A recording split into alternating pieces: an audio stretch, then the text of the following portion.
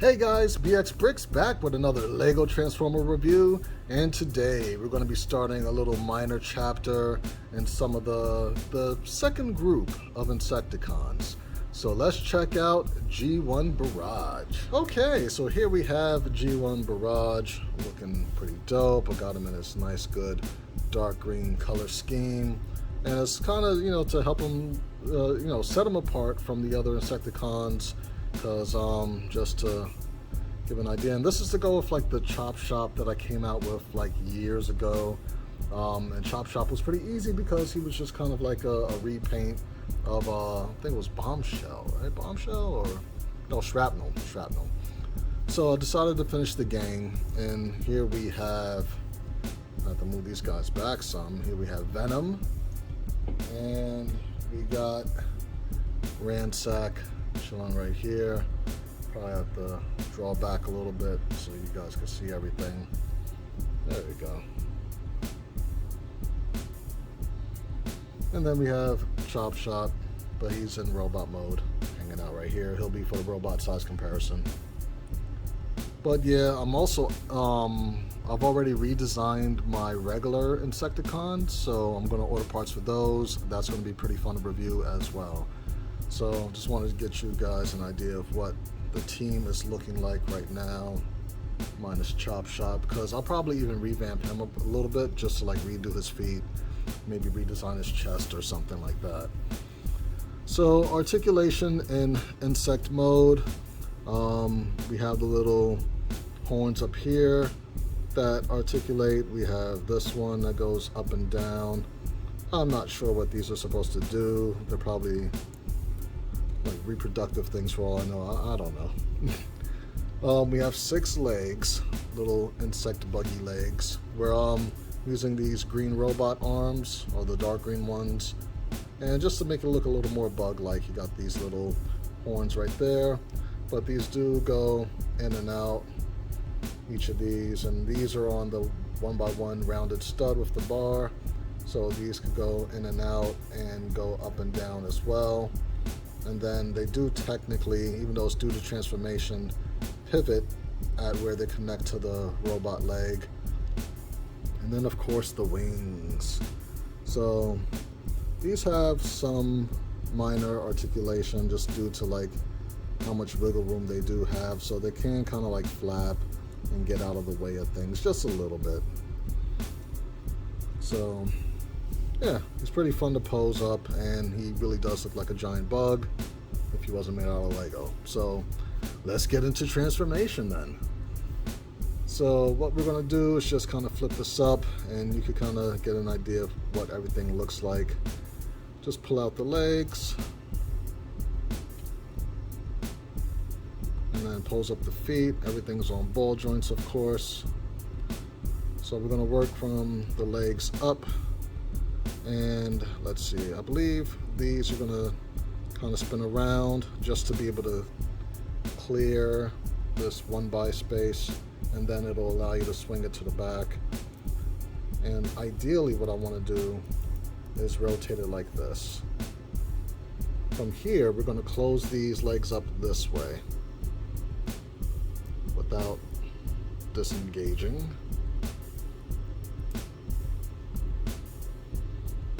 Just like that, and then we should be able to just kind of like fold these in on themselves like so. And we'll just do that real quick on this side as well. In fact, I'm gonna try this one, just bending up the little feet like that before swinging them over, which actually proves to be way easier to do. And then just bring them in like that. Awesome. So the next thing that we are going to do is try to get these wings a little bit more out the way so that we could get the arms up. They are on headlight bricks here. I'll try to stay in frame for you guys. And they rotate.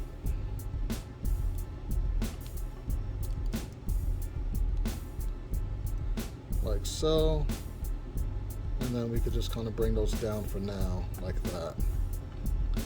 Do the same on the other side, just to get the arms kind of out the way, like so. Cool. The next thing that we are going to do, I believe, is work on these little bottom insect legs, because they will rotate down like this, and then I believe they go up. So similar like that, both sides.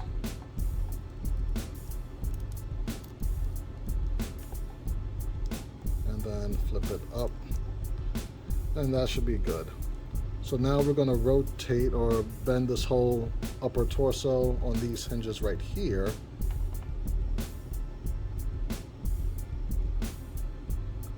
Or maybe these come down. Maybe. Oh yeah, they actually do come down like this. My bad. Alright, so these little, the front insect legs are going to fold up towards the front of the chest. And then you could bring this down on that hinge, like so. I'm going to swing the arms out just to get them out the way. We don't want to fold up the horns quite yet, but we want to kind of align everything where this waist is going to kind of come in like that. And we're not going to break that off, so we're going to put that back. But you kind of see where I'm bending the legs in reference to the waist, because it's going to try to sit like flush up under the front of the head right there. And then the arms are kind of already where we need them to be. So then we work on the robot head to where we fold down this flap right there, and then we can see the robot head. Kind of just get your nail in there and bring that up, and then this whole panel will fold in as far as it could go, and then you're able to fold the horns up probably even a little bit more than that. So you're just going to scoot it up on this robot arm right there to get more of a lean in. There you go. So we can begin posing him up now, just so that he could stand.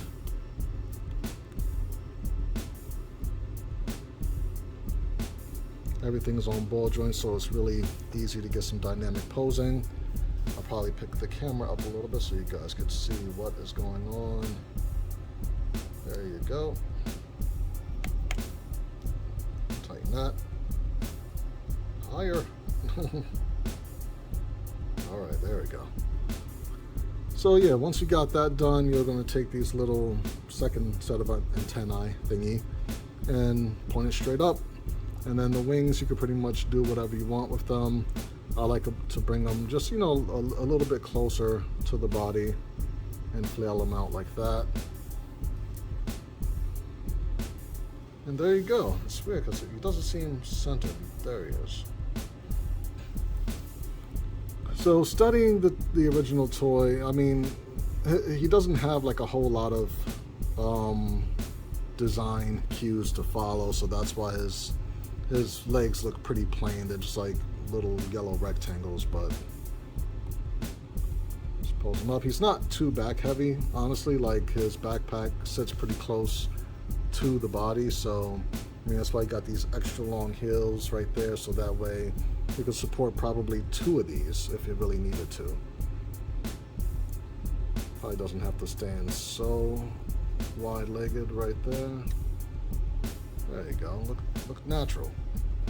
So we'll bring Chop Shop back in for like a size comparison.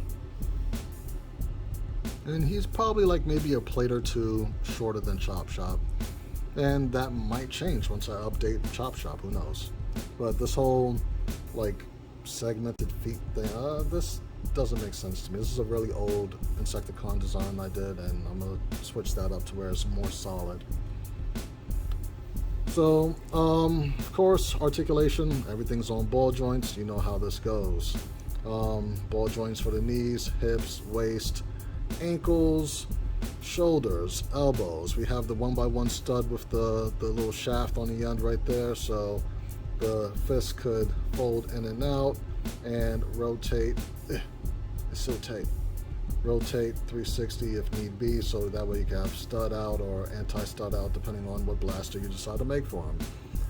The head is on a T-joint, so he could look down a fair bit. Could only look up, but so far, of course, if you like raise the head, like, you know, you could look up just slightly more, but it's just based on the transformation. It can't go up but so far. And then, of course, turn 360. It's so tight.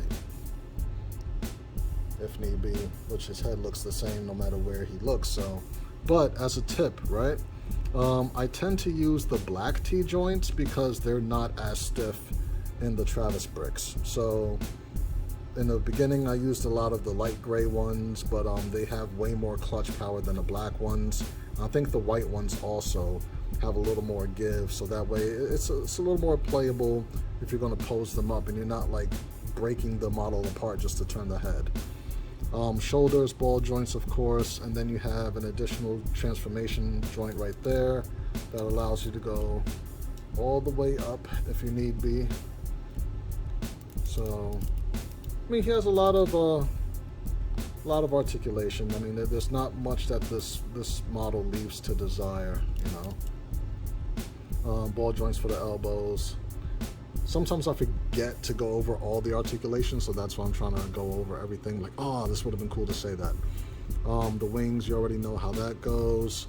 And then based on the waist design, he does have slight waist pivot right there. Actually, more than enough right there. So, I mean, that's a pretty good range right there.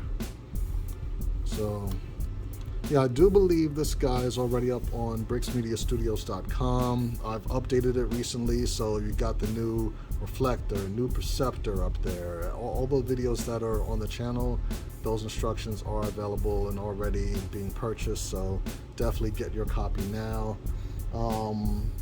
If you're following my social media or going into the gallery section of the website, you'll see that I'm releasing some new product model shots of my version 2 Devastator, and that's going to be so leaps and bounds better than the first version. Specifically designed for convention, so it's a lot more sturdier, or at least it should be in theory.